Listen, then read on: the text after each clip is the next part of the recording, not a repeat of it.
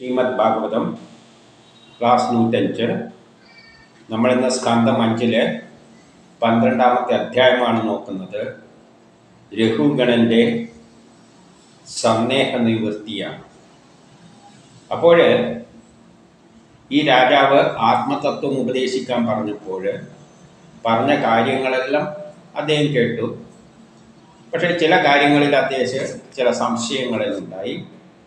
അതിനെപ്പറ്റിയാണ് അദ്ദേഹം ചോദിക്കുന്നത്. ഇതെല്ലാം നമുക്ക് മനസ്സിലാക്കാൻ കൂടി വേണ്ടിയാണ്. അപ്പോൾ ഒന്നിൽ രഘുഗണൻ പറയുകയാണ്, ഈ ലോകത്തിൻ്റെ കാരണഭൂതനായ ഈ പ്രപഞ്ചം സൃഷ്ടിക്കുന്നതിന് പിന്നിൽ പ്രവർത്തിച്ച ആ ശക്തി വിശേഷം ഈശ്വരൻ. അപ്പം പ്രപഞ്ചം ഏതിൽ നിന്നുണ്ടായോ അതാണ് ഈശ്വരൻ.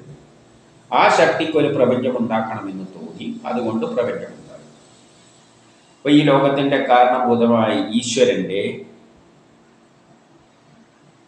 ലോകത്തിനുള്ള അനുഗ്രഹമായിട്ട് ലോകത്തെ അനുഗ്രഹിക്കാൻ വേണ്ടി അവതരിച്ച ശരീരമാർന്നിരിക്കുന്ന അങ്ങേക്ക്, അപ്പം അങ്ങ്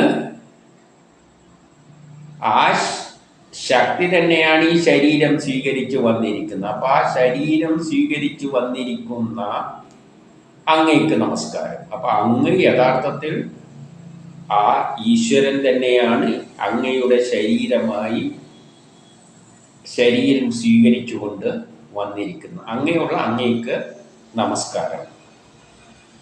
ആ പരമാനന്ദ സ്വരൂപമായിരിക്കുന്ന, അത് പരമാനന്ദ സ്വരൂപമായിട്ടാണുള്ളത്.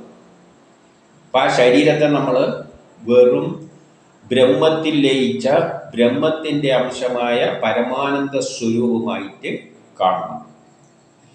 തുച്ഛീകരിക്കപ്പെട്ട ശരീരത്തോട് കൂടിയവനായും ആ ശരീരം അവിടെ കാണുന്നുണ്ടെങ്കിലും യഥാർത്ഥത്തിൽ ആ ശരീരത്തിനെ നമ്മൾ കാണാൻ പാടില്ല. ഇപ്പം ഈ രാജാവിന് ആ ശരീരം കണ്ടിട്ട് ശരീരമാണ് അയാൾ എന്ന് വെച്ചിട്ടാണ് അയാൾക്ക് ശിക്ഷയെല്ലാം കൊടുത്താൽ വണ്ടി ശരിക്കും മഞ്ചൽ ശരിക്കും വലിക്കാൻ കഴിയാത്തത് കൊണ്ട് ശിക്ഷിക്കാനെല്ലാം പോയത്. അപ്പം അയാൾ ഈ ശരീരമല്ല, ശരീരം തുച്ഛമായിട്ട് കളഞ്ഞിരിക്കുകയാണ്. കൊണ്ടു നടക്കുന്ന ഒരു വേസ്റ്റ് തുണി പോലെയാണ് അതിനെ കാണേണ്ടത്. ബ്രഹ്മസാക്ഷാത്കാരത്തിൽ പോകുന്നവര് ശരീരത്തെ പറ്റി പിന്നെ നമ്മൾ ചിന്തിക്കരുത്. അവനാ ശരീരത്തെ പറ്റി ചിന്തയില്ല. പിന്നെ മരിച്ചു കഴിഞ്ഞാൽ ആ ശരീരം എടുത്തിട്ട് മറ്റേ പുൽപ്പാലിൽ ഉണ്ടാക്കിയിട്ട് പൂജിക്കാനൊന്നും നിൽക്കില്ല. ശരീരത്തെ അതിന് മുമ്പ് തന്നെ അവനെടുത്ത് കളയുകയാണ്. എന്നിട്ട് തുച്ഛീകരിക്കപ്പെട്ട ശരീരത്തോടു കൂടിയിരിക്കുന്ന അങ്ങേക്ക് നമസ്കാരം. ഹീന ബ്രാഹ്മണ വേഷം കൊണ്ട് മറക്കപ്പെട്ട, അപ്പം ഒരു ബ്രാഹ്മണർക്ക് തോന്നുന്ന രൂപത്തിലൊന്നും അല്ല അദ്ദേഹം ശരീരം. ഒരു നീചനായ ഒരു ബ്രാഹ്മണന്റെ വേഷത്തിൽ ധരിച്ചുകൊണ്ടാണ് അങ്ങേര് നടക്കുന്നത്. ഒരു യഥാർത്ഥം നമ്മൾ പറയപ്പെടുന്ന, നമ്മൾ കാണുന്ന ബ്രാഹ്മണന്മാരുടെ ശൈലിയിലൊന്നുമല്ല അങ്ങേര് നടക്കുന്നത്. നീചമായ വസ്ത്രം ധരിച്ചുകൊണ്ട്, വേഷം കൊണ്ട് മറക്കപ്പെട്ട ശരീരം. മറക്കാൻ എന്തെല്ലോ വേസ്റ്റ് പേപ്പറെല്ലാം എടുത്തിട്ട്, തുണിയെല്ലാം എടുത്തിട്ട് ചുറ്റിയിട്ടുണ്ട്. എന്നിട്ട് ആ ബ്രഹ്മാനുഭൂതിയോടുകൂടി ഇരിക്കുന്ന, യഥാർത്ഥത്തിൽ ആ ബ്രഹ്മസ്വരൂപമായിരിക്കുന്ന അങ്ങേക്ക് ആദ്യം തന്നെ നമസ്കാരം പറയുകയാണ്. അപ്പം ഇദ്ദേഹത്തിന് മനസ്സിലായത് ആ ശരീരമല്ല ബ്രഹ്മമാണ്, ഈശ്വരനാണ്. ആ എല്ലാവരെയും ആ ശരീരത്തിലല്ല കാണേണ്ടത്, അതിനുള്ളിലുള്ള ആ ഈശ്വരനെ ഏകമായ ബ്രഹ്മമായിട്ടാണ് കാണേണ്ടത്. ഇനി 2 ജ്വരരോഗത്തിൽ, അതായത് അസുഖം വന്ന് കഷ്ടപ്പെടുന്ന, ഒന്നും കുടിക്കാനൊന്നും ഒന്നും കൊടുക്കില്ല. പരിയെല്ലാം പിടിച്ചു കഴിഞ്ഞാൽ പട്ടിണിക്കിടും അല്ലേ, എന്തെങ്കിലും ഇതല്ലാണ്ട് കൊടുക്കുക. അങ്ങനെയുള്ളവന് മധുരമുള്ള സ്വാദുള്ള മരുന്ന് ലഭിക്കുന്നത് പോലെ, അപ്പം അങ്ങനെ ഒന്നും കഴിക്കാൻ പറ്റാത്ത അവസ്ഥയിലിരിക്കുന്ന നല്ലൊരു സ്വാദുള്ള മരുന്ന് കിട്ടിക്കഴിഞ്ഞാൽ അവന് സ്വർഗം പോലെ ഇരിക്കും. അതുപോലെ വേനൽ ചൂടിൽ തപിച്ചു കിടക്കുന്നവന് ശീതപാനീയം പോലെ കുൽസദേഹാദിപാനത്തോടുകൂടി ഈ ആ സർപ്പത്താൽ എന്നെ കുൽസിതമായ ദേഹാഭിമാനങ്ങളാവുന്ന സർപ്പം ഭേദത്താൽ ബന്ധിതനാണ് ഞാൻ, ധ്വംസിക്കപ്പെട്ടവനാണ് ഞാൻ. സർപ്പവിഷം ഏറ്റെടുക്കുകയാണ്. എന്ത് സർപ്പവിഷം? ദേഹാഭിമാനം എന്ന രാജാവ് പറയുകയാണ്, എനിക്ക് ദേഹാഭിമാനം എന്ന ആ സർപ്പവിഷം ഏറ്റിരിക്കുകയാണ്. വിവേകദൃഷ്ടിയോടുകൂടിയ എനിക്ക്, അങ്ങനത്തെ വിവേകദൃഷ്ടി, ആ വിഷലിപ്തമായ വിവേകദൃഷ്ടിയോടുകൂടിയ എനിക്ക് ഭവാന്റെ വചനം അമൃതതുല്യമായ ഔഷധമായി ഭവിച്ചു. അങ്ങ് പറഞ്ഞ കാര്യങ്ങളെല്ലാം വാക്കുകൾ ഇങ്ങനെ ഞാൻ അധപ്പതിച്ചിരിക്കുന്ന ഈ അവസരത്തിൽ അങ്ങയുടെ വാക്കുകൾ ഒരു മധുരതരമായ ഔഷധമായിട്ടാണ് എനിക്ക്, അമൃതതുല്യമായ ഔഷധമായിട്ടാണ് എനിക്ക് ഭവിച്ചത്. അതുമായി ബന്ധപ്പെട്ട, അങ്ങ് പറഞ്ഞ വിഷയങ്ങളുമായി ബന്ധപ്പെട്ട കുറെ വേറെ അതിനുമായിട്ട് ബന്ധപ്പെട്ട കുറെ വിഷയങ്ങളുണ്ട്. അത് ഞാൻ പിന്നീട് ചോദിച്ചു കൊള്ളാം. ഈ പറഞ്ഞതിൻ്റെ പുറമെ വരുന്ന ചോദ്യങ്ങൾ ഞാൻ പിന്നീട് ചോദിച്ചോളാം. ഇപ്പൊ പറഞ്ഞേണ്ട ആധ്യാത്മിക ബോധത്തിൽ നിന്നും വ്യക്തമാകാത്ത ചില കാര്യങ്ങൾ, അങ്ങ് ഉപദേശിച്ച പറഞ്ഞു തന്ന കാര്യങ്ങൾ, വ്യക്തതയില്ലാത്ത കാര്യങ്ങൾ ശരിക്കറിയുവാൻ വേണ്ടി എൻ്റെ ഹൃദയം വെമ്പൽ കൊള്ളുകയാണ്. അത് ശരിയായ വിധമൊന്ന് വ്യാഖ്യാനിച്ചു തന്നാൽ. അതായത് പറഞ്ഞു തന്നതിനും പുറത്തുള്ള ചോദ്യങ്ങൾ, അതുമായിട്ട് ബന്ധപ്പെട്ട പുറത്തുള്ള ചോദ്യങ്ങളല്ല ഞാൻ ചോദിക്കുന്നത്. പറഞ്ഞു തന്ന വിഷയത്തിൽ തന്നെ എനിക്ക് ആധ്യാത്മികമായ കാര്യങ്ങളിൽ സംശയമുള്ള കുറെ കാര്യങ്ങളുണ്ട്. അതിലെനിക്ക് എൻ്റെ ഹൃദയം ശരിക്കും വെമ്പുകയാണ്, അർത്ഥം മനസ്സിലാക്കാൻ വേണ്ടിയിട്ട്. അതൊന്ന് വ്യക്തമാക്കി തരുവാൻ പറഞ്ഞുകൊണ്ട് ചോദിക്കുകയാണ്. ഹേ യോഗവര്യ, കാണപ്പെടുന്നതാണ് ഈ പ്രപഞ്ചം. നമ്മൾ കാണുന്ന എന്താണ്? ഈ പ്രപഞ്ചം, ഈ കാണപ്പെടുന്ന വലിയ വസ്തുക്കളും സത്തായിട്ടുള്ളതും സത്ത് എന്ന് പറയുമ്പോൾ നമ്മൾ ഈ കാണുന്ന പ്രപഞ്ചത്തെ മനസ്സിലാക്കാൻ വേണ്ടിയിട്ട് നമ്മളെ ശാസ്ത്രജ്ഞന്മാർ ബുദ്ധി ഉപയോഗിച്ചിട്ട് ഈ കിട്ടുന്ന കല്ലെന്താണ്, മണ്ണെന്താണെന്നെല്ലാം അതിൻ്റെ സത്തെന്താണെന്ന് അന്വേഷിച്ച് ചോദിക്കുമ്പോഴാണ് തന്മാത്രയിലേക്ക് എത്തിയത്. തന്മാത്രയിൽ നിന്ന് അതിൻ്റെ സത്ത എന്താണെന്ന് ചോദിച്ചാൽ ആറ്റങ്ങളാണെന്ന് വന്നു.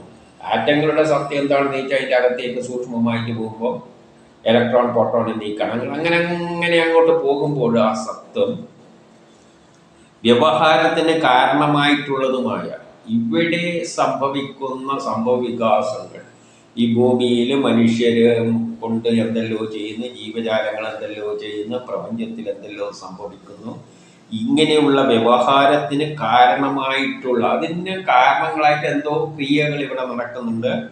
അതിൻ്റെ ഫലമായിട്ട് ആ ക്രിയകളുടെ എന്തെല്ലോ ഫലങ്ങൾ ഇവിടെ ഉണ്ടാകുന്നുണ്ട്. ഭൂമിയിൽ എന്തെല്ലോ കർമ്മങ്ങൾ നടക്കുകയാണ്, എന്തോ ഫലങ്ങൾ ഉണ്ടാവുകയാണ്. ആകാശത്തിൻ്റെ ഇടിമിന്നൽ ഉണ്ടാകുന്നു, മഴ പെയ്യുന്നു, മഴവിൻ്റെ വെള്ളം മുകളിലോട്ടേക്ക് പോകുന്നു, ഇങ്ങനെ എന്തെല്ലോ സംഭവിച്ചു കൊടുക്കുകയാണ്. അങ്ങനെയുള്ള വ്യവഹാരത്തിന് കാരണമായിട്ടുള്ള ക്രിയയും അതിൻ്റെ ഫലവും തത്വചിന്തയിലൂടെ വ്യാഖ്യാനിക്കുവാൻ ആവുകയില്ല എന്ന് പറഞ്ഞല്ലോ. അതൊന്നും തത്വചിന്ത വെച്ചിട്ട് വ്യാഖ്യാനിക്കാനോ ആർക്കെങ്കിലും പറഞ്ഞു തരാനോ പറ്റില്ല. അതായത് ആത്മീയമായിട്ട് ആ ബ്രഹ്മരഹസ്യം മനസ്സിലാക്കാൻ പറ്റില്ല എന്ന് കഴിഞ്ഞതിൽ പറഞ്ഞിരിക്കുന്നു. നിങ്ങൾക്കൊന്നും ഇതൊന്നും പറഞ്ഞാൽ മനസ്സിലായി, ഈ ലോകത്തിൽ ആർക്കും പറഞ്ഞാൽ മനസ്സിലാകാൻ പോകുന്നില്ല എന്ന് പറഞ്ഞിരുന്നു. ഇതൊന്നും അങ്ങനെ തത്വജ്ഞാനത്തിലൂടെ ഒന്നും മനസ്സിലാക്കണ്ടേ. ഇത് പോയിട്ട് ഭാഗവതം കേട്ടോട്ടൊന്നും മനസ്സിലാകാൻ പോകുന്നില്ല.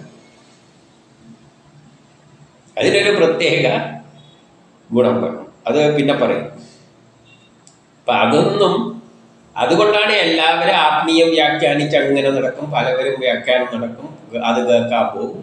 കേട്ട് വന്നു കഴിഞ്ഞാൽ ഒരു പിടിയും കിട്ടില്ല. പിന്നെ വേറൊരാളെ മുമ്പിൽ പോയി വായി തുറന്നിരിക്കും, അവിടെ നിന്ന് പലതും കേൾക്കും, ഒന്നാളും ഒന്നും കിട്ടില്ല. പറയുന്നവർക്കും ഒന്നും അറിയില്ല, കേൾക്കുന്നവർക്കും ഒന്നും അറിയില്ല എന്ന് തന്നെയാണ് ഉപരിയെടുത്ത് പറഞ്ഞു വെച്ചിരിക്കുന്നത്. അങ്ങനെ പറയുമ്പോഴേ നമുക്കെല്ലാം എന്തുണ്ടാവും, ഉള്ളിലൊരു, കഴിഞ്ഞ പ്രാവശ്യം അത് പറഞ്ഞപ്പോൾ രാജാവിന് വലിയ വിഷമമുണ്ടായി. ഇതൊന്നും പറഞ്ഞാൽ മനസ്സിലാക്കാൻ പറ്റാത്ത കാര്യമാണെന്ന് പറയുമ്പോൾ നമുക്കും എല്ലാം വിഷമം ഉണ്ടായിട്ടുണ്ട്. കഴിഞ്ഞ പ്രോഗ്രാമിൽ ഇതെല്ലാം പറയുമ്പോൾ നമുക്കും ഇതൊന്നും മനസ്സിലാവില്ലല്ലോ എന്നുള്ള നിലയിൽ ഈ ഭൗതിക ലോകത്തിൽ കറങ്ങി അടക്കുന്ന നമുക്കൊന്നും ഇതൊന്നും പറഞ്ഞാൽ മനസ്സിലാക്കാൻ പോകുന്നില്ല. അതിനെന്ത് വേണം, ആദ്യം തന്നെ ഇതത്രയും കളയണം. വിരക്തി വന്നിട്ട് ഈ ലോകമായിട്ടുള്ള ഞാനെന്ന ചിന്ത പോലും കളഞ്ഞാൽ മാത്രമേ ഈ ആത്മാവ് എന്ന സംഗതി എന്താണെന്ന് മനസ്സിലാവുമെന്ന് പറയുമ്പോൾ രാജാവിന് അത് കേട്ടപ്പം വലിയ വിഷമമുണ്ടായി. എന്നിട്ട് പറയുകയാണ്, എന്നിങ്ങനെ അങ്ങ് പറഞ്ഞുവല്ലോ, തത്വവിചാരത്തിലൂടെ ഒന്നും മനസ്സിലാക്കാൻ പറ്റില്ല എന്ന്. ആ വിഷയത്തിൽ എൻ്റെ മനസ്സാകെ വിഷമിച്ചിരിക്കാൻ കേട്ടിട്ട് എനിക്കൊരു സമാധാനം ഇല്ല. അപ്പോൾ ഈ ജഡഭരതനിലെയും ബ്രാഹ്മണൻ പറയുകയാണ്, യഥാർത്ഥ ബ്രാഹ്മണൻ, നമ്മളെ മറ്റുള്ള ബ്രാഹ്മണൻ, യഥാർത്ഥ ബ്രാഹ്മണൻ എന്ന് പറഞ്ഞാൽ ഇതേമാതിരി എങ്ങനെയാ നടന്നതെന്നല്ല അറിയാലോ. ഏതോ ദുരൂഹമായ കാരണത്താൽ, എന്തോ ഒരു കാരണത്താൽ ഈ പ്രപഞ്ചത്തിന്റെ പിന്നിൽ ഏതോ ഒരു ശക്തിയുണ്ട്. അതിനെ തിരിച്ചറിയാനൊന്നും പറ്റിയിട്ടില്ല. ശാസ്ത്രലോകത്തിന് പറഞ്ഞിട്ടില്ല, ഋഷികൾക്കറിയില്ല ഈ പ്രപഞ്ചം ഏതിൽ നിന്ന് എന്തോന്നുണ്ട്. അതിനതിന് ബ്രഹ്മം എന്ന് പേര് കൊടുത്തു. അതിനൊരിക്കൽ തോന്നി ഒരു ഭൂമി ഉണ്ടാക്കണമെന്ന്, സുന്ദരമായ ലോകം ഉണ്ടാക്കണമെന്ന്. അതൊരു പ്ലാൻ ഉണ്ടാക്കിയിട്ട് അങ്ങനെ ഓട്ടോമാറ്റിക്കായിട്ട് ഉണ്ടായിക്കൊണ്ടു പോവുകയാണ്. അപ്പം മനുഷ്യരുടെ കുട്ടിയെല്ലാം ജനിപ്പിച്ചിട്ട് കർമ്മം ചെയ്യിപ്പിച്ചിട്ട് സുന്ദരമായ ലോകം ഉണ്ടാക്കുന്നു, പൊളിക്കുന്നു, പിന്നെയും ഉണ്ടാക്കുന്നു, പൊളിക്കുന്നു. എന്തിനെന്ന് ചോദിച്ചു കഴിഞ്ഞാൽ അതിനൊന്നും ഉത്തരം നമുക്കില്ല. ഇതെന്തിനാണ് ഉണ്ടാക്കിയിട്ട് പൊളിച്ചുകൊണ്ടിരിക്കുന്നത് എന്ന് ചോദിച്ചു കഴിഞ്ഞാൽ ഇതെല്ലാം ഒരർത്ഥമില്ല. അതാണ് ഇങ്ങനെ കുട്ടികളെ കടപ്പുറത്ത് മണലോണ്ട് ഇതുണ്ടാക്കി എടുത്തുണ്ടല്ലോ. അതേപോലെ ആ നിർഗുണമായ ബ്രഹ്മത്തിന് എന്തോ ഒരു രസം. എന്താ രസം എന്ന് ചോദിച്ചു കഴിഞ്ഞാൽ അതൊന്നും പറയാനൊന്നും പറ്റില്ല. അതുകൊണ്ട് ഏതോ ദുരൂഹമായ കാരണത്താൽ ഭൂമിയിൽ ചലിച്ചുകൊണ്ടിരിക്കുന്ന ഭൂമിയുടെ തന്നെ വികാരമായ ഏതോ കാരണത്താൽ ഒരു ഭൂമി ഉണ്ടാക്കി. ആ ഭൂമി ഇങ്ങനെ ചലിച്ചുകൊണ്ടിരിക്കുകയാണ്. ആ ചലിക്കുന്ന ഭൂമിയിൽ ചലിക്കാൻ വേണ്ടിയിട്ട് അതിൻ്റെ തന്നെ വികാരമായ ഒരു പിണ്ഡമായിട്ട് ജനിച്ചവനാണ് ഈ ഞാൻ. ആ സൃഷ്ടി അടുത്ത ശക്തിക്ക് എന്തോന്ന് തോന്നിയിട്ട് ഒരു ഭൂമിയെ സൃഷ്ടിച്ച് ഭൂമിൻ്റെ തന്നെ വികാരമായിക്കൊണ്ട് അവിടുത്തെ മണ്ണെല്ലാം എടുത്തുകൊണ്ട് ഭൂമിയുടെ തന്നെ അംശം എടുത്തുകൊണ്ട് ഒരു സാധനം ഉണ്ടാക്കി. അത് ഭൂമി തന്നെയാണ്, ഭൂമിയുടെ അംശം തന്നെ എടുത്തിട്ട് ഒരു സാധനം ഉണ്ടാക്കി. അതാണ് ഈ ഞാൻ. ഭൂമി തന്നെ എന്തിനാണ് ഉണ്ടാക്കിയെന്നുള്ള ആ ശക്തിക്ക് കയറി എന്തിനു വേണ്ടി ഇതെല്ലാം ഉണ്ടാക്കിയിട്ട് പിന്നെ പൊളിച്ച് കളിക്കുന്നത്. നമ്മളെ ഉണ്ടാക്കി പൊളിച്ച് കളിക്കും, മരിക്കും. ഇതും അപ്പം ആ ഭൂമിയുടെ സ്വഭാവത്തോടു കൂടി തന്നെയാണ് നമ്മളെ ഉണ്ടാക്കിയിരിക്കുന്നത്. എന്നിട്ട് അങ്ങനെ ഉണ്ടാക്കുന്ന യാതൊരു പിണ്ഡമാണ്, ഒരു പിണ്ഡമാണ് ഈ ഞാൻ. ഭൂമിയുടെ ഇതിൽ നിന്നുണ്ടായ ഒരു പിണ്ഡമാണ്, അതാണ് ഈ ഞാൻ. എന്നിട്ട് ആ പിണ്ഡത്തിന് മേലെ എന്തുണ്ട്? കുറെ മുട്ടും കാലും നെരിയാണിയും കണങ്കാലും, മുട്ട്, തുട, അര, മാറിടം, കഴുത്ത്, തോള് എന്നീ ഭാഗങ്ങളുണ്ട്. അങ്ങനെ ഭൂമിയിൽ നിന്നൊന്ന് ഉണ്ടാക്കിയിട്ടപ്പോൾ, എന്നെ ഉണ്ടാക്കിയിട്ടപ്പോൾ അതിന് കുറെ മുട്ടും കാലും കയ്യും എല്ലാം വെച്ചു കൊടുത്തിട്ടുണ്ട്. ഭൂമിയിൽ നിന്ന് എന്തോ ഉദ്ദേശത്തില് ഒരു പിണ്ഡം ഉണ്ടാക്കിയിട്ട്, ഭൂമി ഉണ്ടാക്കിയ തന്നെ എന്തിനാണെന്ന് അറിയില്ല, എന്നിട്ട് ആ ഉണ്ടാക്കിയ സാധനമാണ് ഞാൻ. അതിനൊരു മുട്ടും കാലും കയ്യും എല്ലാം കൊടുത്തു വെച്ചിട്ടുണ്ട്. എന്നിട്ട് ആറിൽ പറയുന്നു, അതിൻ്റെ മേലെ ഒരു തോളില്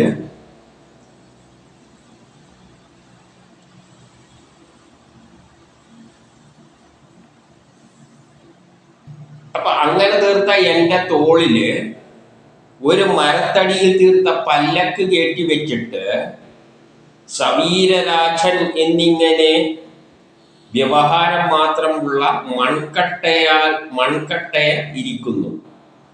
അപ്പൊ ഈ ഭൂമിയിൽ നിന്ന് എന്നെ ഉണ്ടാക്കിയ മൺകട്ട പോലെ തന്നെയാണ് ഈ എൻ്റെ ചുമലിൽ ഒരു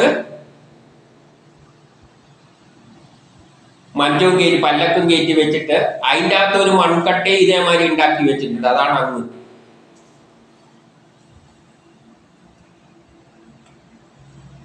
ആ മൺകട്ടയിൽ വേരൂന്നിയ അഹന്തയും അഭിമാനവും നിമിത്തം അങ്ങനെ ഉണ്ടാക്കി വെച്ച ഒരു മൺകട്ടയാണ്. അതിന് മുട്ടും കാലും എല്ലാം കൊടുത്ത് വെച്ചിട്ടുണ്ട്. എന്നിട്ട് അതിനെ തൊട്ട് അഹന്തയും അഭിമാനവും എന്നിവയോടുകൂടി എന്നെ ഉണ്ടാക്കുന്ന മൺകട്ട കൊണ്ട് തന്നെയാണ്. എന്തിനും ഉണ്ടാക്കി വെച്ചു. എന്റെ ചുമലൊരു തോട് കയറ്റി വെച്ച് ഒരു ഇത് പല്ലക്ക് കയറ്റി വെച്ചിട്ട് അതിൻ്റെ അകത്ത് മൺകട്ടേനെ കൊണ്ട് വേറൊന്നിനെ ഉണ്ടാക്കി വെച്ചു. അതിന് മുട്ടുന്നാലും എല്ലാം ഉണ്ട്. പക്ഷെ അതിന് വലിയ അഹങ്കാരാണ്. എന്നിട്ട് അങ്ങ് അഹങ്കാരത്തോടുകൂടി അങ്ങ് സിന്ധുദേശത്തിലെ രാജാവാണ് ഞാൻ എന്നിങ്ങനെയുള്ള അഹങ്കാരത്താല് അങ്ങക്ക് വലിയ അഹങ്കാരം വന്നിരിക്കുകയാണ്. എന്നെ ഇതേ മൺകട്ട ഉണ്ടായിട്ടാണ് ഉണ്ടാക്കി വെച്ചിരിക്കുന്നത്. എന്നെ ഉണ്ടാക്കിയിട്ട് അതിൻ്റെ പോലെ ഇത് വെച്ചതിന്റെ ശേഷമാണ് അങ്ങേ കയറ്റി വെച്ച മാതിരിയാണ് ഇപ്പോൾ ഉള്ളത്. അപ്പൊ അങ്ങ് അഹങ്കാരം മൂത്തിട്ട് ഞാനെന്തോ വലിയ സിന്ധുദേശത്തിലെ രാജാവാണ് ഞാൻ എന്നിങ്ങനെയുള്ള ദുരഹങ്കാരത്താൽ കാഴ്ചയില്ലാതെ ഇരിക്കുക. അങ്ങനെയൊക്കെ കാഴ്ചയൊന്നുമില്ല. സംഭവം എന്താണെന്ന് മനസ്സിലാക്കാനുള്ള കാഴ്ചയൊന്നുമില്ല. എന്നിട്ടോ ദയനീയരും സാധുക്കളായ ക്ലേശമനുഭവിക്കുന്നതുമായ പല്ലക്ക് ചുമക്കുന്നവർക്ക്, എന്നിട്ട് ഈ പല്ലക്ക് ചുമക്കുന്ന കുറച്ച് ആളുകൾക്ക് പ്രതിഫലമില്ലാതെ, ഒരു പ്രതിഫലവും കൊടുക്കാതെ ബലാൽ പിടിച്ച് ചേർത്ത് വെച്ചിരിക്കുകയാണ് ഈ ചുമട് തേക്കാൻ വേണ്ടി. അവർക്ക് കൂലിയും കൊടുക്കില്ല. ഞാൻ രാജാവാണെന്ന് അഹങ്കരിച്ചിട്ട് ഇവരെ കൊണ്ട് ചുമപ്പിക്കുകയാണ്. അങ്ങനെ അനുകമ്പ ഇല്ലാത്തവനാണ് അങ്ങ്. അങ്ങേക്കൊരു അനുകമ്പയും ഇല്ല. ജനസംരക്ഷണത്തിന്റെ സംരക്ഷകൻ ഞാനാണെന്ന് സ്വയം എന്നിട്ട് പുകഴ്ത്തുകയും ചെയ്യുന്നു. പക്ഷെ പുകഴ്ത്തുന്ന കേട്ട് കഴിഞ്ഞാൽ ഞാൻ രാജ്യത്തിന്റെ സംരക്ഷകനാണ്, മറ്റേയാണ് എന്നല്ലാണ്. സ്വയം പുകഴ്ത്തുകയാണ്. ദുരഹങ്കാരിയായ അങ്ങ് വലിയ മഹാന്മാരുടെ ഇടയിൽ ശോഭിക്കില്ല. അങ്ങേപ്പോലുള്ളവര് മഹാന്മാരുടെ ഇടയിൽ പോയി ഇങ്ങനെ അഹങ്കാരം കൊണ്ട് തലക്ക് പിടിച്ച് നടന്നുകൊണ്ട് ഒരു കാര്യമില്ല. മഹാന്മാരുടെ ഇടക്കൊന്നും അങ്ങ് ശോഭിക്കില്ല. എന്നിട്ട് 8 എന്തുകൊണ്ടെന്നാൽ ചരാചരങ്ങളായ വസ്തുക്കളുടെ ഉൽപ്പത്തിയും ലയവും ഈ ഭൂമിയിൽ എത്രയോ ചരാചരങ്ങൾ ഇതേപോലെ മൺകട്ട മാതിരി ഉണ്ടായിട്ടുണ്ട്. അവ ഉണ്ടായിട്ടുണ്ട്, ലയവും സംബന്ധിച്ച് ആ ഭൂമിയിൽ തന്നെ ലയിച്ചു പോയിട്ടുണ്ട്. ഇങ്ങനെ കുറെ മൺകട്ട മുട്ടും കാലും എല്ലായിട്ട് അരക്കെട്ടും എല്ലായിട്ട് ജനിച്ചിട്ടുണ്ട്. എന്നിട്ട് ഭൂമിയിൽ ലയിച്ചു പോയിട്ടുണ്ട്. അതിനുശേഷം അവരുടെ പേരുകൾ തമ്മിലുള്ള വ്യത്യാസമല്ലാതെ, ഇങ്ങനെ കുറച്ച് പേരുകൾ പറയുമെന്നല്ലാതെ അവരുമായിട്ട് ബന്ധപ്പെട്ട ഒരു ക്രിയകളും ഭൂമിയെ കാണാനുള്ളൂ, ബാക്കിയൊന്നും ഇവിടെ കാണാനൊന്നും ഇല്ല. ഇങ്ങനെ ചരാചരങ്ങൾ എത്രയോ ഭൂമിയിൽ പണ്ട് മുതലേ ജനിക്കുന്നുണ്ട്. ചിലപ്പോൾ അവരുടെ പേര് മാത്രം നമ്മൾ കേട്ടെന്ന് വരും, അതുണ്ട് ഇതുണ്ട് എന്ന്. പക്ഷെ അവരുടെ ഒരംശം പോലും ഇവിടെ ഇല്ല. ഇവിടെ ഉള്ളത് എന്താണ്? ഏത് മൺകട്ടയിൽ നിന്നാണോ ഇവന്മാരെയിൽ ഉണ്ടാക്കിയത്, ആ മൺകട്ടയുള്ള ഭൂമി മാത്രമാണ് ഇവിടെ ഉള്ളത്. ശാശ്വതമായിട്ടുള്ളത് എന്താണ്? സത്യം എന്താണ്? ഭൂമി. ഭൂമിയിൽ നിന്ന് കുറച്ച് മൺകട്ട ഉരുത്തിയിട്ട് മുട്ടും കാലും എല്ലാം വെച്ചിട്ട് ഒരു ഭരതനെ സൃഷ്ടിച്ചു, ജഡഭരതനെ സൃഷ്ടിച്ചു. അതിൻ്റെ മേലൊരു മഞ്ചം വെച്ചിട്ട് അതിൻ്റെ അകത്ത് മൺകട്ട കുഴച്ചിട്ട് വേറെ സാധനം ഉണ്ടാക്കി. എന്നിട്ട് അവൻ അവിടെ നിന്ന് അഹങ്കരിക്കുകയാണ്. പക്ഷെ ഇവരൊന്നും തന്നെ, ഇവരുണ്ടാകുകയും ചെയ്യാം മൺകട്ട പോലെ തന്നെ, അവസാനം ഭൂമിയായിട്ട് ചേരുകയും ചെയ്യും. ഭൂമിയായിട്ട് ചേർന്ന് കഴിയുമ്പോൾ പിന്നെ ഒരു കാലത്ത് ഇങ്ങനെ ഒരു പേര് പറയും, അല്ലാതെ വേറെ ഒരു സാധനമില്ല. പിന്നെ അവിടെ ഉള്ളത് ഭൂമി മാത്രമേ ഉള്ളൂ. അപ്പൊ സത്തയായിട്ടുള്ളത് ഏതാണ്? ഭൂമിയാണ്. ഈ കാര്യത്തില് സത്തയായിട്ടുള്ളത് ഭൂമിയാണ്. അങ്ങനെ ചിന്തിക്കുമ്പോൾ ഈ ഭൂമി സത്തയാണോ എന്ന് ചോദിച്ചു കഴിഞ്ഞാൽ, ഭൂമിയാണ് ശ്രേഷ്ഠം എന്ന് ചോദിച്ചു കഴിഞ്ഞാൽ അതിന്റെ ഉത്തരം അടുത്തതിൽ പറയുന്നു. എന്ത്? ഭൂമി എന്ന ശബ്ദത്തിന്റെയും പൊരുൾ അസത്തുക്കളായ പരമാണുക്കളിൽ വിലയിക്കും. ഈ ഭൂമി എന്ന് പറയുന്നത് തന്നെ കുറെ കാലം കഴിയുമ്പോൾ പൊടിഞ്ഞു പൊടിഞ്ഞ് ഏതിൽ പോയി ചേരും? ഇതെല്ലാം പരമാണുക്കളിൽ ആറ്റങ്ങളെ കൊണ്ട് നിർമ്മിച്ചതാണ്. അവസാനം ആ പരമാണുക്കൾ അസത്തുക്കൾ തന്നെയാണ്. ആ പരമാണുക്കളിൽ പോയി ലയിക്കും. അപ്പൊ അപ്പൊ നമുക്ക് തോന്നുന്ന ഭൂമിയാണ് ഈ മനുഷ്യരെല്ലാം ഉണ്ടാക്കിയെന്ന് ചോദിച്ചാൽ ഭൂമിയാണ് ശ്രേഷ്ഠം എന്ന് തോന്നും. ഭൂമി ശ്രേഷ്ഠമൊന്നുമല്ല. ഭൂമി ഒരു കാലത്ത് എന്താവും, പൊടിഞ്ഞ് അവസാനം ഭൂമി കത്തിയെരിഞ്ഞ് നശിക്കുമ്പോൾ ആറ്റങ്ങളായിട്ട് മാറും. ബസ് ആ സൃഷ്ടിക്രമമാണ് പറയുന്നത്. ഇതെല്ലാം അവസാനം കയറി വന്നിരിക്കുന്നത് എവിടെ നിന്നാണ്?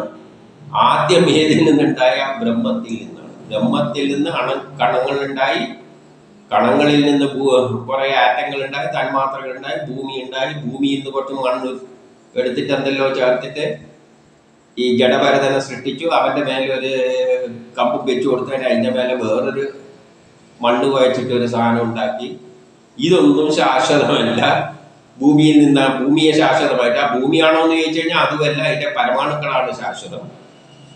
അതിനാൽ അതും മിഥ്യ തന്നെ. ഈ പരമാണുക്കൾ മിഥ്യ തന്നെയാണ്, ഭൂമിയും മിഥ്യ തന്നെ. ആ പരമാണുവും മനസ്സിനാൽ കൽപ്പിതമാണ്. ആ പരമാണു എന്ന സംഗതിയും നമ്മുടെ മനസ്സിലാണ് കൽപ്പിച്ചിരിക്കുന്നത്. ശാസ്ത്രജ്ഞന്മാരെ ആ സാധനത്തിന് ബോൾമാരികളിലാണ് ഇലക്ട്രോണ്, പ്രോട്ടോണ് എന്നെല്ലാം പേര് കൊടുത്തിട്ട് അതിനൊരു പേര് കൊടുത്തു എന്നല്ലാതെ അതൊരു സങ്കല്പം മാത്രമാണ്. അതിനാലാണ് ഇലക്ട്രോൺമാരാ പേര് കൊടുത്തിരിക്കുന്നത്, സൃഷ്ടികർത്താവ് കൊടുത്തിട്ടുണ്ട് പേര്. ഈ ശാസ്ത്രജ്ഞന്മാര് സങ്കല്പിച്ചു അത് ഇലക്ട്രോൺ ആണെന്ന് ഇരിക്കട്ടെ, അത് ഉരുണ്ട് കിടക്കുന്നതാണ്, അതിനെ കൊണ്ടാണ് ഉണ്ടാക്കിയെന്ന് വെച്ചാൽ ശാസ്ത്രജ്ഞന്മാർക്ക് പിടിയില്ല.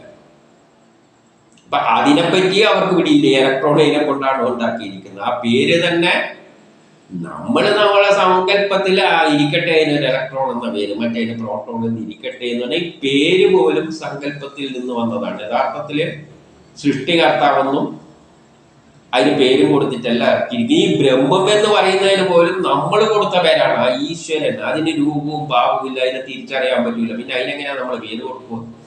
നമ്മളാരാണ് പേര് കൊടുക്കാൻ? ഒന്നും അറിയാതെ. പക്ഷെ നമുക്ക് പറയാൻ വേണ്ടിക്ക് ഒരു പേര് വേണമല്ലോ. നമുക്ക് അങ്ങനെ ഒരു കുഴപ്പമുണ്ട്, അതുകൊണ്ട് ഒരു പേര് കൊടുത്തു. അതെല്ലാം ഒരു സങ്കല്പമാണ്.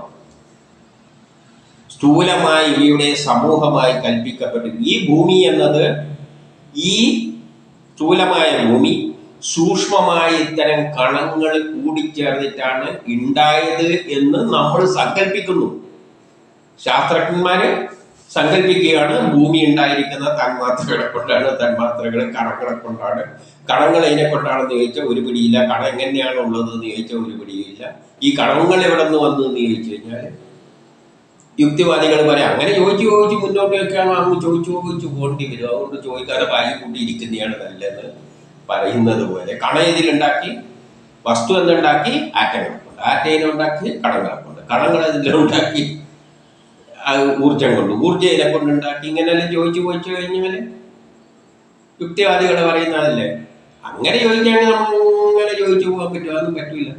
ഇവിടെ നമുക്കിവിടെ ചോദിക്കൊന്നും വേണ്ടി, ഉള്ളതും കൊണ്ട് നടക്കാം. അതുപോലെ ഇതൊരു സങ്കല്പമാണ്, കൽപ്പിക്കപ്പെട്ടിരിക്കുന്നു. അങ്ങനെ അങ്ങ് പോയിരിക്കുകയാണ്.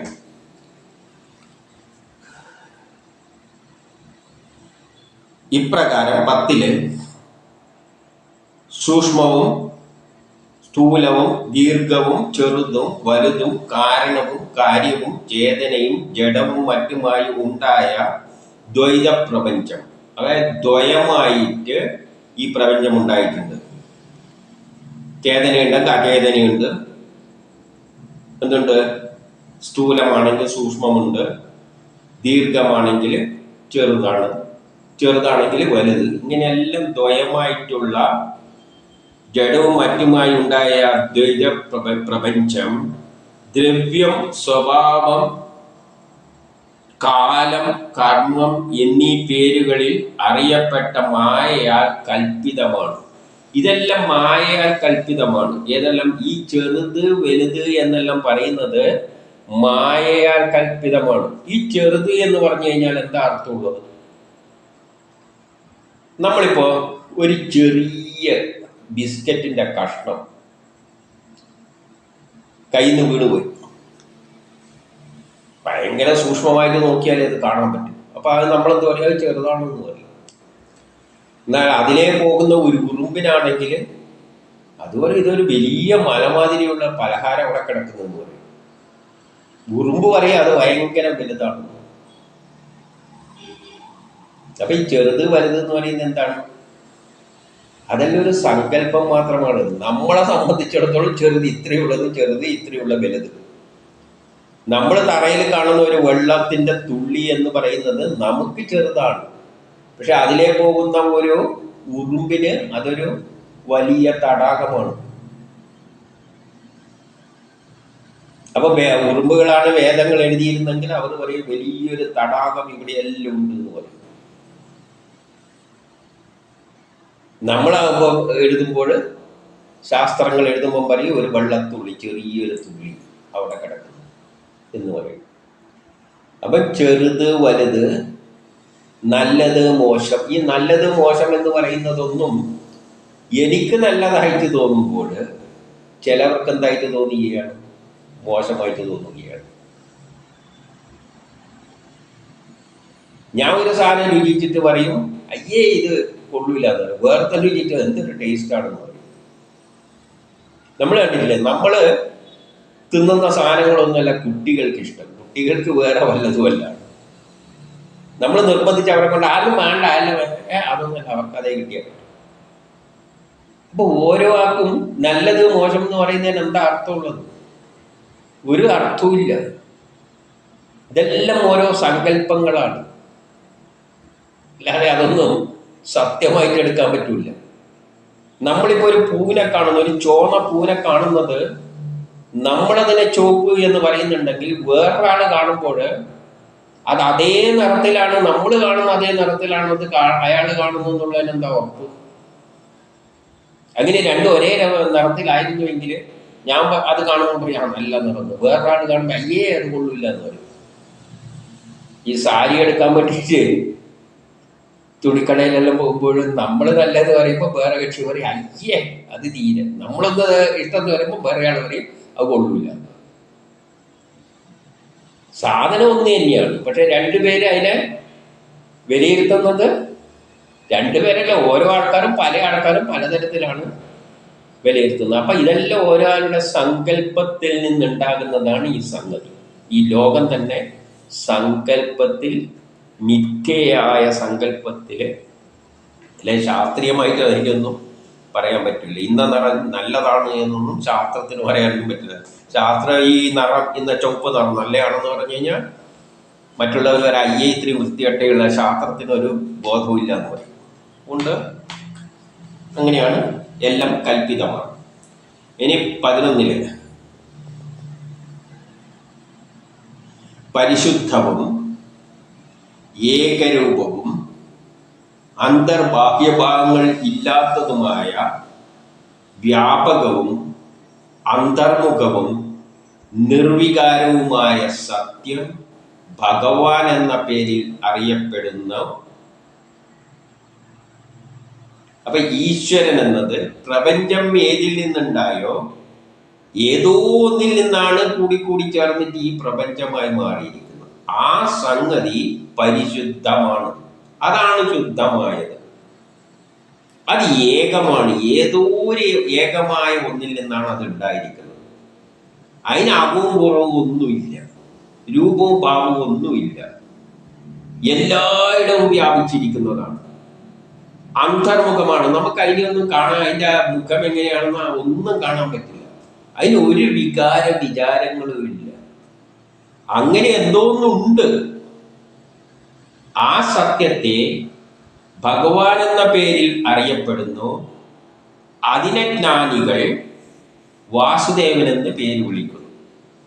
അങ്ങനെ രൂപവും ഭാവവും ഒന്നും ഇല്ലാതെ, ഒരു വിചാരവും ഇല്ലാത്ത സംഗതിയാണ് ഈ വാസുദേവൻ. അതിന് രൂപവും ഭാവമില്ല. പിന്നെ കഥയിൽ എങ്ങനെ രൂപം ഭാവമെന്ന് പറഞ്ഞാൽ, കഥയിൽ പിന്നെ കഥാപാത്രങ്ങൾക്കും രൂപവും ഭാവവും കൊടുക്കണ്ടേ?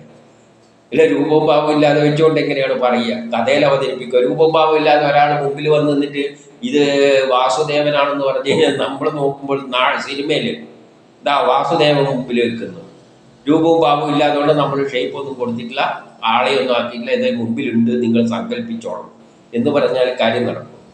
അത് പറ്റില്ല. അപ്പൊ കഥയിൽ രൂപവും ഭാവവും കൊടുത്തേ പറ്റും കഥാപാത്രമായിട്ട്. അപ്പം വാസുദേവൻ ആരാണ്? രൂപവും ഭാവവും ഒന്നുമില്ലാതെ നമുക്ക് പോലും ഊഹിക്കാൻ പോലും പറ്റാത്ത എന്തോ ഒരു സംഗതിക്ക് എന്ത് ചെയ്യുന്നു? ജ്ഞാനികൾ വാസുദേവനെന്ന് പറയുന്നു. അവര് പറയുകയാണ്, ഒരു പേരങ്ങ് കൊടുത്തു. എന്നിട്ട് 12 ഈ ജ്ഞാനം മഹാപുരുഷന്മാരുടെ പാദസേവയിലല്ലാതെ തപസ്സുകൊണ്ട് ലഭിക്കില്ല. ഈ രൂപത്തിൽ അതിനെ മനസ്സിലാക്കാൻ ശ്രീകൃഷ്ണനും എല്ലാം തന്നെ എന്താണ്? ആ നിർഗുണമായ ഒരു കാര്യത്തിലും തലയിടാത്ത നിർഗുണമായ രൂപവും ഭാവവും ഇല്ലാത്ത ആ സംഗതിയാണ് വാസുദേവൻ. അത് ആ തരത്തിൽ മനസ്സിലാക്കുവാൻ മഹാപുരുഷന്മാരുടെ അത് എക്സ്പ്ലെയിൻ ചെയ്ത് കഴിയാനുള്ള കഴിവുള്ള മഹാപുരുഷന്മാരുടെ പാദസേവയാൽ മാത്രമേ നടക്കുകയുള്ളൂ. അല്ലാതെ തപസ് കൊണ്ടൊന്നും അത് നേരെ എന്തെങ്കിലും അതിനെപ്പറ്റി ഇരുന്ന് ചിന്തിച്ചോണ്ടൊന്നും അത്ര പെട്ടെന്നൊന്നും കിട്ടാൻ പറ്റില്ല. വല്ലവർക്ക് അന്നദാനം ചെയ്തത് കൊണ്ടോ ഗൃഹസ്ഥാശ്രമവൃത്തിയിലൂടെ എന്തെങ്കിലും കുടുംബ കാര്യങ്ങളെല്ലാം നോക്കിയിട്ട് എന്തെങ്കിലും ഉപകാരങ്ങൾ മറ്റുള്ളവർക്കെല്ലാം ചെയ്തത് കൊണ്ടോ ജലം, അഗ്നി, ആദിത്യൻ മുതലായ ദേവതകളെ ഉപാസിച്ചത് കൊണ്ടോ കിട്ടില്ല. അമ്പലത്തിൽ പോയി പ്രാർത്ഥിച്ചിട്ട് വഴിപാടുകൾ എന്ത് നടത്തിയാലും ആ വാസുദേവനെ കിട്ടില്ല. അത് നിർഗുണമായിട്ട് പ്രപഞ്ച സൃഷ്ടിക്ക് പിന്നിലുള്ള ശക്തി വിശേഷം അങ്ങനെ അവിടെ നിൽക്കുകയാണ്. അതിന് അമ്പലത്തിൽ പോയി പ്രാർത്ഥിച്ചിട്ടൊന്നും കിട്ടാൻ പോകുന്നില്ല. അതിന് വിചാരങ്ങളുമില്ല, അതിനൊന്നിനും താല്പര്യമില്ല, നിങ്ങളെ സഹായിക്കാനും താല്പര്യമില്ല, ഒന്നിനുമില്ല. അത് പരബ്രഹ്മം പോത്തുപോലെ അങ്ങനെ നിൽക്കുകയാണ്. അതിന് ഉപാസിച്ചിട്ട് ഒരു കാര്യമില്ല. ഈ ഭൗതിക ലോകത്തിൽ അതിനെ മനസ്സിലാക്കാൻ എന്തെങ്കിലും ദാനം ചെയ്തോ കൊണ്ടോ ഒന്നും ഒരു ഉപാസന കൊണ്ടോ സാധിക്കാൻ പോകുന്നില്ല. പിന്നെ എന്ത് വേണം? 12 ഈ അതുകൊണ്ട് കിട്ടില്ല.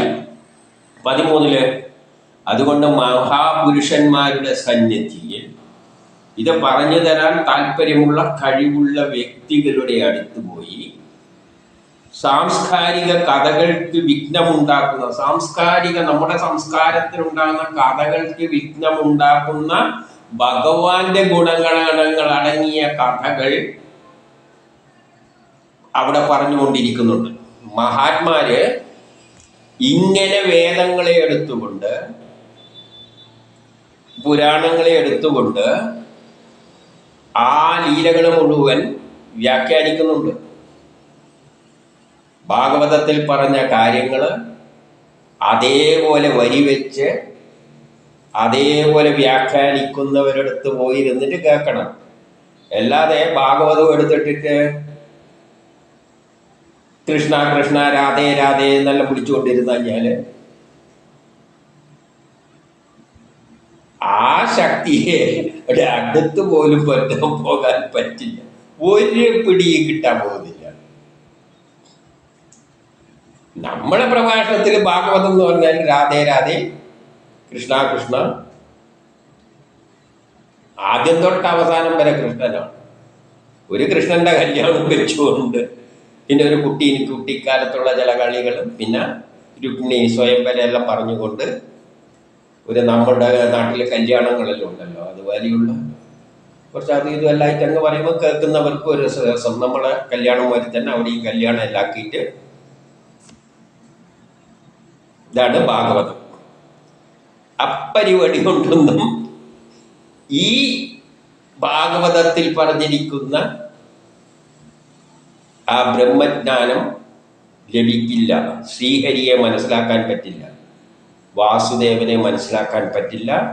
അതിന് ഭാഗവതമെടുത്ത് വരികൾ വായിച്ചിട്ട് അതിൻ്റെ അർത്ഥത്തിൽ വ്യാഖ്യാനിച്ച് കഴിവുള്ളവരുടെ അടുത്ത് പോയിരുന്നിട്ട് ശ്രമിച്ചു കഴിഞ്ഞാൽ ചിലപ്പം കിട്ടും. പിന്നെ പറയുന്നവർക്കും വലിയ കിട്ടണമെന്നൊന്നുമില്ല കേട്ടോ. ഇത് അത്ര നിസ്സാരമുള്ള കാര്യമൊന്നുമല്ല.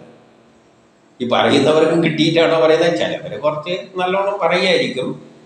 പൂർണ്ണമായിട്ട് ഉൾക്കൊള്ളണ്ടെങ്കിൽ പറ്റില്ല, ഋഷികൾക്കും പറ്റിയിട്ടില്ല. കാരണം രൂപവും ഭാവവും ഇല്ലാതെ ഏതോ ഒരു സംഗതിയിൽ നിന്ന് അതിന് നമ്മൾ പേര് കൊടുത്തു ബ്രഹ്മം എന്ന്, അല്ലാതെ അത് എന്നെ ബ്രഹ്മം എന്ന് വിളിച്ചോന്നൊന്നും പറഞ്ഞിട്ടില്ല. ഇത് ഋഷികൾ പറഞ്ഞാൽ നമുക്കും അതിനെപ്പറ്റി മനസ്സിലാക്കില്ല. എന്തിനാ ഈ ഭൂമി ഉണ്ടാക്കിയിട്ട് ഇങ്ങനെ പൊളിക്കുകയും ചെയ്യുന്നു എന്നെല്ലാം ചോദിച്ചു കഴിഞ്ഞാൽ എന്നോടൊന്ന് ചോദിച്ചു കളയുന്നത് നമുക്ക് പിടി കിട്ടിയില്ല. അങ്ങനെ പറയുന്ന അതിനെ പറ്റിയിട്ട് ആർക്കാണ് പറയാൻ പറ്റുക? ആർക്കും പറയാനൊന്നും പറ്റില്ല.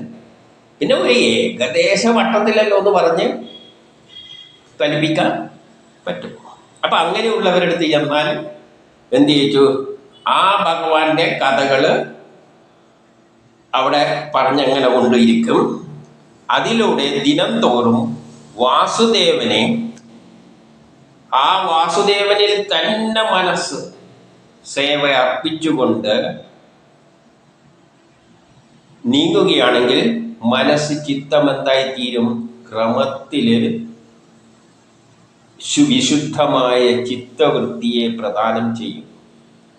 അപ്പൊ അങ്ങനെയുള്ള കഥകൾ കേട്ടിരിക്കുമ്പോൾ അങ്ങനെയുള്ളവര് ഭാഗവതത്തിൽ പറയുന്ന അതേ ശൈലിയിൽ വരി വിടാതെ വ്യാഖ്യാനിച്ചുകൊണ്ട് എല്ലാവർക്കും മനസ്സിലാവുന്ന തരത്തിൽ വ്യാഖ്യാനിച്ചുകൊണ്ട് പറയുന്നത് കേട്ടിരിക്കുമ്പോൾ ചിത്തശുദ്ധയുണ്ടായിട്ട് കുറച്ച് അതിനെ ഉൾക്കൊള്ളുവാൻ പറ്റും. എനിക്ക് 14 പറയാണ്, ഞാൻ പണ്ട് ഭരതൻ എന്ന പേരിൽ രാജാവായിരുന്നു. ഞാൻ പണ്ടൊരു രാജാവായിരുന്നു, ഭരതൻ എന്ന രാജാവായിരുന്നു. പ്രപഞ്ചവുമായുള്ള ആസക്തിയെല്ലാം വിട്ട്, എനിക്ക് വിരക്തിയെല്ലാം വന്ന് എല്ലാം വിട്ട്, മക്കളെയെല്ലാം വിട്ട് എല്ലാം ഉണ്ടായ ബന്ധത്തിൽ നിന്നും മോചനം നേടി സിദ്ധിച്ചവനായിട്ട് ആരാധനാ ശ്രീഹരിയെ തന്നെ ആരാധിച്ചു കൊണ്ടിരിക്കുമ്പോഴാണ് ഒരു മാൻകുട്ടിയുടെ ഇഷ്യൂ വന്ന് കയറി തലയിൽ വീണത്. ആ മാൻകുട്ടിയുടെ സഹാനുഭൂതി വന്ന്, വെള്ളത്തിൽ കിടക്കുന്നവരപ്പോൾ ഒരു സഹാനുഭൂതി വന്ന്, പിന്നെ അതിൽ താല്പര്യം മൂത്ത് അങ്ങനെ നമ്മളെ ജീവിതം എന്തായി? എൻ്റെ ജീവിതം കട്ടപ്പോകയാക്കി. ആ സ്നേഹം എന്തോ ഒരു നമ്മുടെ സന്മനസ് എന്നെല്ലാം പറയും. ആ സന്മനസ് വന്നതുകൊണ്ട് ഒരു മാൻകുട്ടി വെള്ളത്തിൽ കിടക്കുന്ന കണ്ടപ്പോൾ രക്ഷിച്ച സന്മനസ് വന്ന് അതിലൂടെ ബന്ധങ്ങൾ ഉണ്ടായി. അവസാനത്ത് പറ്റി എൻ്റെ ജീവിതം കട്ടപ്പോകയായി. അങ്ങനെ ജീവിത പ്രയോജനം നഷ്ടപ്പെട്ടവനായി ഭവിച്ച് പിന്നെ എന്തായിട്ട് ഇതിൻ്റെ സ്നേഹം മാനിനെ പറ്റി ചിന്തിച്ചുകൊണ്ട് പിന്നെ അടുത്ത ജന്മത്തിൽ മാനായിട്ട് ജനിക്കേണ്ടി വന്നു. അതിൻ്റെ പാഞ്ചിൽ പറയാണ്, മൃഗത്തിന്റെ ശരീരമാണ് പിന്നെ എനിക്ക് കിട്ടിയത്. കാരണം ഞാൻ മരിക്കുമ്പോൾ ഇതും ചിന്തിച്ചാൽ കിടന്നു. അതുകൊണ്ട് പിന്നെ മൃഗത്തിന്റെ ശരീരമായിട്ട് ജനിച്ച് സന്ദർഭത്തിൽ കൂടി ഭഗവാന്റെ ആരാധനയിൽ ഞാൻ പണ്ട് കഴിഞ്ഞത് കൊണ്ട്, പണ്ട് ഭഗവാന്റെ ആരാധന അധികാലം കഴിഞ്ഞത് കൊണ്ട് ഒരു കൃപ തോന്നിയിട്ട് എനിക്ക് കഴിഞ്ഞ സംഭവം ഓർക്കാനുള്ള ഒരു അവസരം കിട്ടിയത് കൊണ്ട് മുൻ ജന്മത്തിലെ സ്മരണ എന്നെ വിട്ടുപിരിഞ്ഞില്ല. അതുകൊണ്ട് അതിനാൽ ഞാൻ ജനസമ്പർക്കത്തിൽ നിന്നും ആശങ്ക കൊണ്ട്, മാനായിരിക്കുമ്പോഴും മറ്റുള്ള മൃഗങ്ങളും മനുഷ്യരുമായിട്ടുള്ള കൂട്ടുകൂടുന്നതിൽ ആശങ്ക കൊണ്ട് ഒന്നിലും ആസക്തിയില്ലാതെ നിഗൂഢമായി നടന്നു. ആരുടെ പിന്നെ അപ്പൊ സന്യാസത്തെ കേട്ടിക്കില് ആത്മജ്ഞാനം ലഭിക്കണ്ടെങ്കിൽ കുടുംബത്തെ എല്ലാം ഉപേക്ഷിക്കുക, ഈ ലോകം ഉപേക്ഷിക്കുക, സ്വത്ത് ഉപയോഗിക്കുക, ഉടുതുണിയെല്ലാം എടുത്ത് വലിച്ചു കളയുക, ബ്രഹ്മമേ ശരണം എന്ന് വെച്ച ബ്രാഹ്മണനെ പോലെ ആരെ ആളെയും കൂട്ടുകൂടാനൊന്നും പാടില്ല. ഈ മാനിൽ പോലും ആ ബോധമുണ്ട്. ആളെയൊന്നും കൂട്ടുകൂടാതെ ഏതോ ഒരു ഒറ്റക്ക് നടക്കും. 14 പറയുകയാണ്, അതുകൊണ്ട് മനുഷ്യരെന്ത് വേണം? അനാസക്തരായ മഹാന്മാരുടെ സമ്പർക്കം. അപ്പോൾ ഇത് മനസ്സിലാക്കണ്ടെങ്കിൽ അനാസക്തരായ മഹാന്മാരുടെ സമ്പർക്കം. അപ്പൊ ഈ മഹാന്മാരാരാണ്? അനാസക്തരായിരിക്കണം. അവർക്കൊരു ആഗ്രഹം ഇല്ലാതെ. ആഗ്രഹം ഉണ്ടെങ്കിൽ പിന്നെ ഈ ഷർട്ട്, ആഗ്രഹമുള്ളതുകൊണ്ടാണ് ഈ ഷർട്ട് ഉടുപ്പെല്ലാം ഇട്ട് നടക്കുന്നത്, പൗഡറിലോട്ട്. അല്ലെങ്കിൽ പിന്നെ ജട പോലെ ഇരുന്നിട്ട് എല്ലാമാണ്. അപ്പൊ അങ്ങനത്തെ ഗുരുനാമാരെ കിട്ടണം. അനാസക്തരായ, ഒന്നിനും ആഗ്രഹമില്ലാതെ കിടന്ന് എണീച്ചിങ്ങ് വരും. മുടിയെല്ലാം ഇങ്ങനെ ചെപ്പിച്ചെല്ലാം കൂടെ, ചീകൊന്നുമില്ല, പൗഡറൊന്നും ഇടില്ല, ഷർട്ടൊന്നും ചിലപ്പോൾ ഉണ്ടാവില്ല. എന്തെങ്കിലും വാരി വരിച്ചിട്ട് ഈ ആര് കാണുന്ന ശല്യാണ്ടാന്ന് വെച്ചിട്ട് എന്തെങ്കിലും ചുറ്റിയിട്ടുണ്ടാവും. അങ്ങനെയാണ് അനാസക്തി എന്ന് പറയുന്നത്. അപ്പൊ അങ്ങനെയുള്ള മഹാന്മാരായിരിക്കണം. അവരെടുത്തിട്ട് വേണം പോയിട്ട് വേണം കേൾക്കാൻ.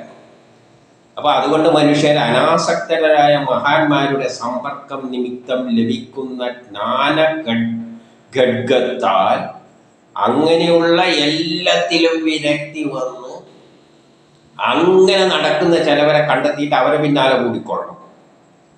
ഭ്രാന്തന്മാരമാര് നടക്കുന്നുണ്ടാവും, അനാസക്തരവും. കാരണം ഇതെല്ലാം പറഞ്ഞത് ആരാണ്? ഈ ശ്രീഹരി തന്നെ ഭരതനായിട്ട് വന്നിട്ടാണ് ഞാൻ ഇങ്ങനെ നടന്നതെന്ന്. ആ ഭരതനാണ് ഇപ്പോൾ ഉപദേശിച്ചു കൊടുക്കുന്നത്. ഇദ്ദേഹത്തിന് വിരക്തി വന്ന് നടക്കുന്ന പാർട്ടിയാണ്. അപ്പൊ ഇങ്ങനെയുള്ളവരുടെ അടുത്ത് വേണം. ഏതാണ് ചുമന്ന് നടക്കുന്നത്? മഞ്ഞളും ചുമന്ന് നടക്കുകയാണ്, ഒരു വേഷമൊന്നും ഇല്ലാതെ. അപ്പൊ ഇങ്ങനെയുള്ള മഹാന്മാരുടെ അടുത്ത് പോയിട്ടാണ് ആ മഹാനാണ് ഉപദേശിക്കുന്നത്. അപ്പൊ നമ്മൾ സമീപിക്കുന്ന ഇങ്ങനത്തെ ആൾക്കാരെ കണ്ടെത്തണം.